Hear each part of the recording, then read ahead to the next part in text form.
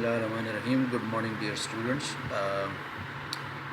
Today we will be talking about the lecture number 8. It's the same chapter that we started in the previous class, comparative economic development.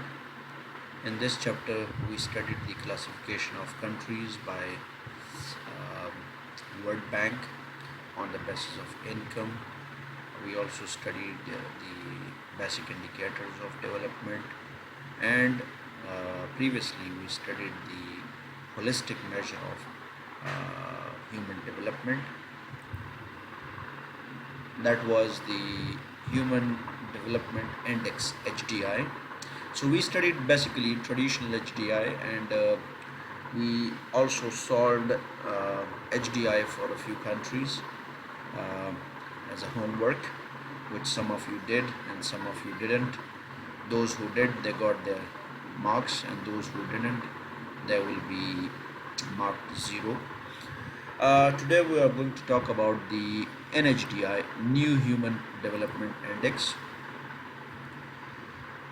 As the name suggests, New Human Development Index. It's the New Human Development Index, which means like the previous traditional HDI was brought some modifications, some changes, and it was named as New Human Development Index. Now we will be focusing on those changes. What were those changes which were introduced in the traditional HDI, and why those changes were actually brought?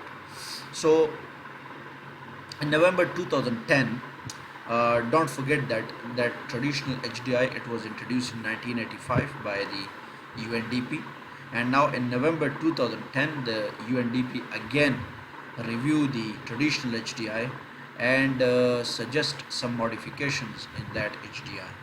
So we are talking about those changes. In November 2010, the UNDP introduced its New Human Development Index, NHDI, which is almost similar to the traditional HDI but slightly different on the basis of the following criticisms or points. First point, gross national income per capita was replaced by gross domestic product per capita. You know the difference between GNP and GDP. GNP, it's a gross national income. GDP, it's gross domestic product.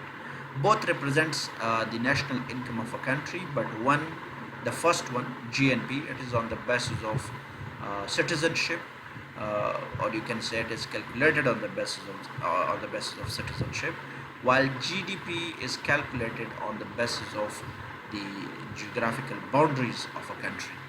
So we know the difference between GNP and GDP. If you don't know, then you should review the previous lectures of macroeconomics so that you better understand the difference between gross national income and gross domestic product. So when you divide the GNP by population, you get GNP per capita or GNI per capita.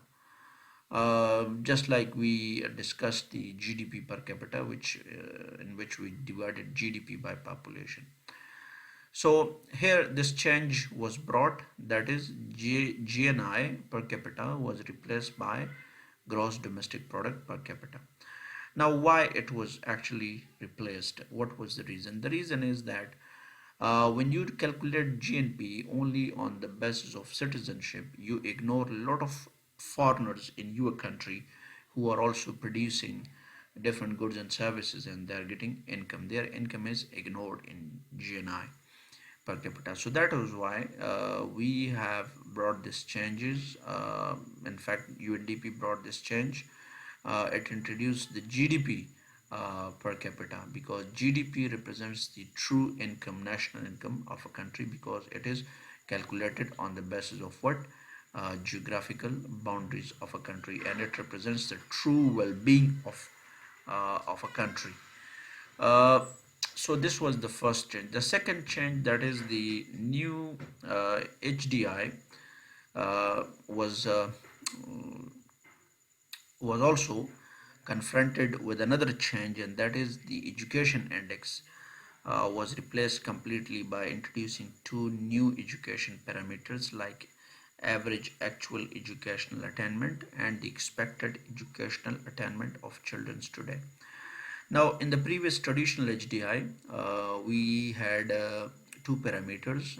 One was the literacy rate, the second was the gross enrollment. Those two parameters were replaced with these new parameters, that is, the actual educational attainment and the expected educational attainment. Actual educational attainment includes all people, in fact, those people who are involved in attaining education. That is the actual educational attainment.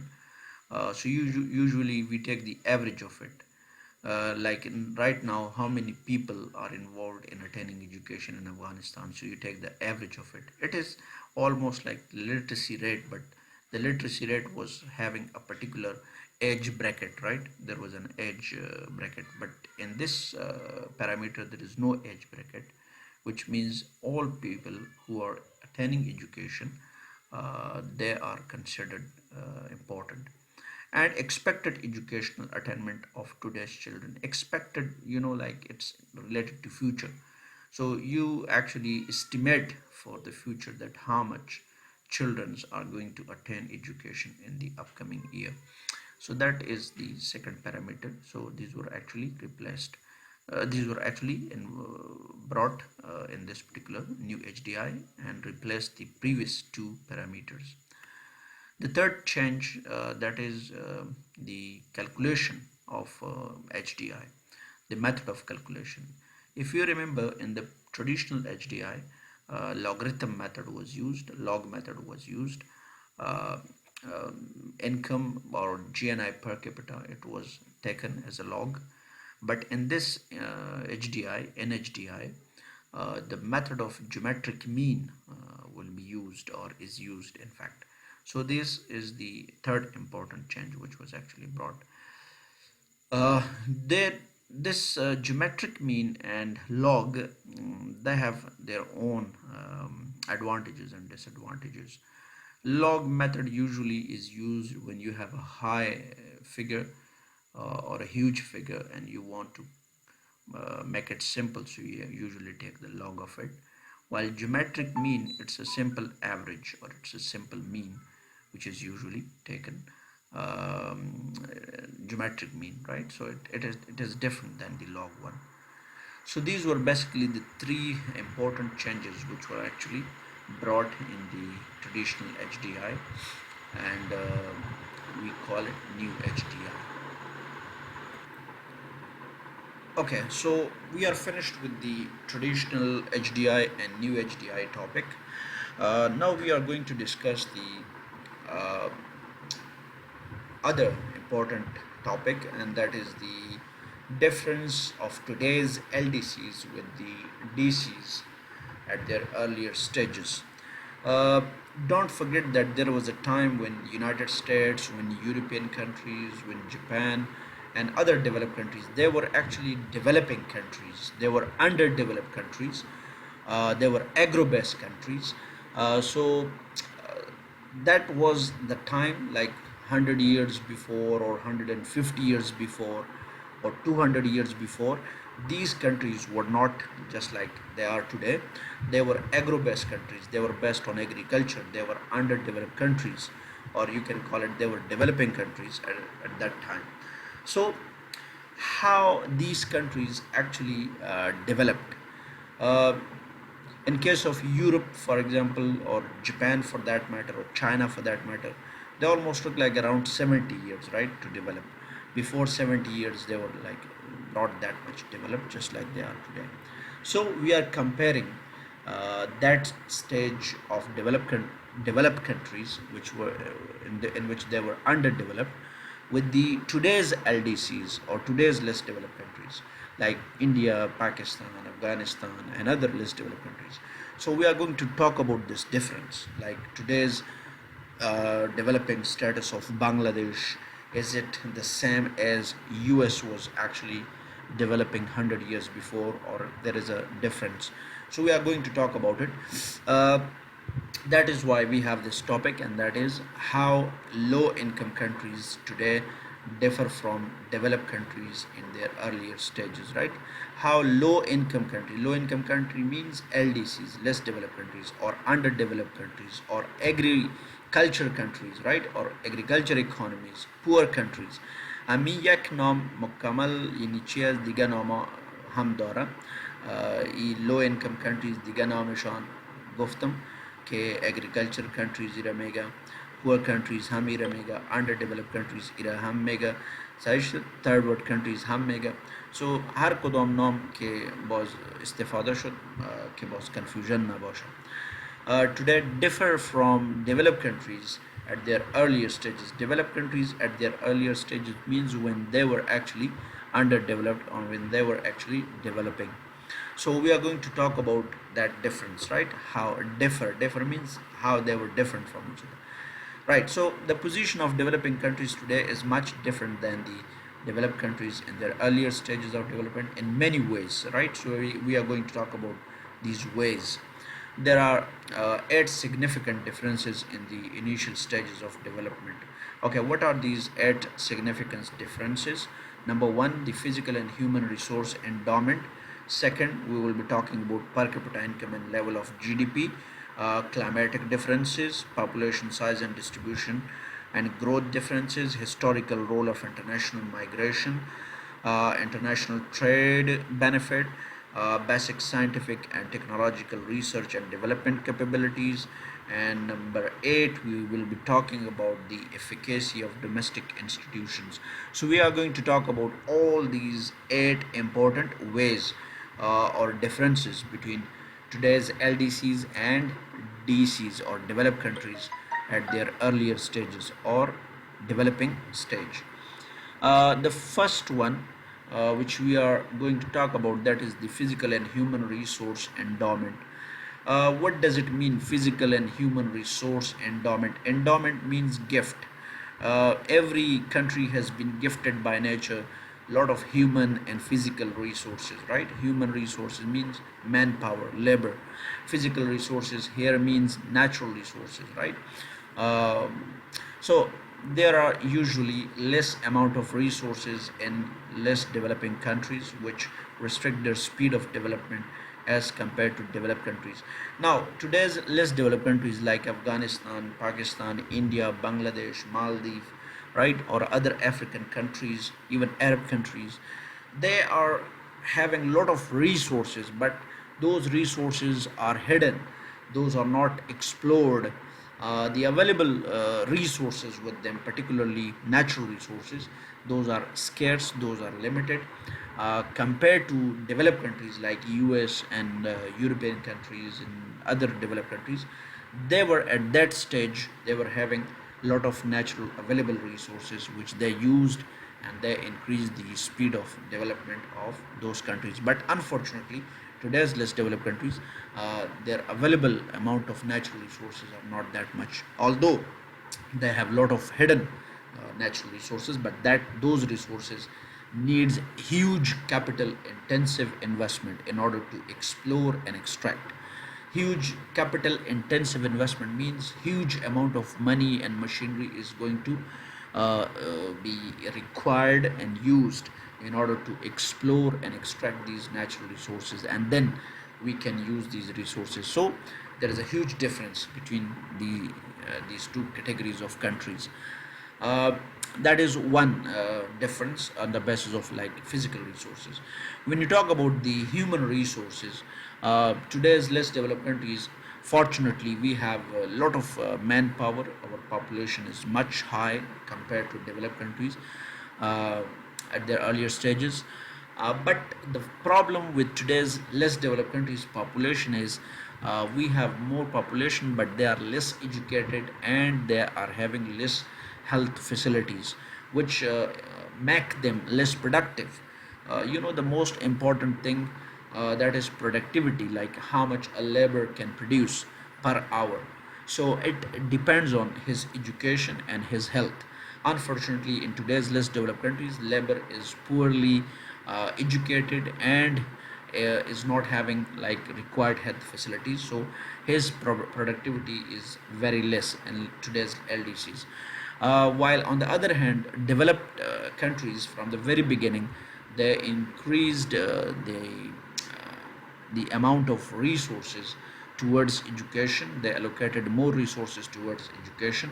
They spend more money on education, and they enabled their less people, although their population was less, but they enabled them to get education, and they provided them the best health facilities, which enabled them to produce more goods and services. So their productivity was very high compared to our labor today. So this is basically like the explanation of the physical and human resource endowment in two categories of countries. They were having a lot of available natural resources and less manpower, but their manpower was more productive. Today's less developed countries are having less natural available resources, and although we have high population, but that high population is not that much productive due to less education and poor health facilities. So you read this whole passage and it contains the explanation which I just provided. There is a development economist by the name of Farhomer, and he says that the technological gap between developing countries or developing nations and developed countries, right? Developing nations and developed countries, तरक्की याफ्ता और पेशरफ्त की कदर या पेशरफ्ता व पसरफ्ता, यानी developed countries and developing countries. The gap, technological gap between these two categories of countries is divided into two components. How many components? Two components. One, physical object gap and idea gap. So physical object gap. What is physical object gap? Physical object gap involves factories, roads, and modern machinery, etc. While idea gap involves idea about marketing, distribution, inventory control, transaction process, and worker innovation. The idea gap, according to Farhomer, calls the ingenuity gap. Ingenuity gap. Idea gap, according to Farhomer, is called ingenuity gap. Ability to apply innovative ideas to solve practical and social technological problems. Okay, what does it mean? Farhomer said that today's less developed countries and developed countries, how would you recognize whether a country is a developed country or not? Remember, if a country has covered these two gaps, the physical object gap and idea gap, then it is called a developed country. For example, China, it has covered the physical object gap. Like you go to China, best infrastructure is available throughout the country, right? So like they have covered the physical object gap. Physical object, usually I told you, it includes the infrastructure, the social infrastructure, the physical infrastructure, right? So these are all the example of those infrastructures: factories, roads, machineries, right? Hospitals, dams, all these are what? Social. We call them social infrastructure, and we call them physical infrastructure. So they are divided into these two categories, right? Like for example, social infrastructure, for example, we have factories, we have mills, we have different other production facilities. And physical infrastructure, it includes roads, dams, communication, and all these things. So you go to China, they have covered all these infrastructures. They have the best infrastructure available. They have also covered the idea gap, because nowadays a lot of Chinese, they are producing innovative products. You can see like the whole market or global market has been captured by China and their products. They have introduced variety of products, and each and every product is based on a particular idea or innovation. And that is why we call China a developed country, we call America a developed country, we call Japan a developed country, because they have covered these two gaps.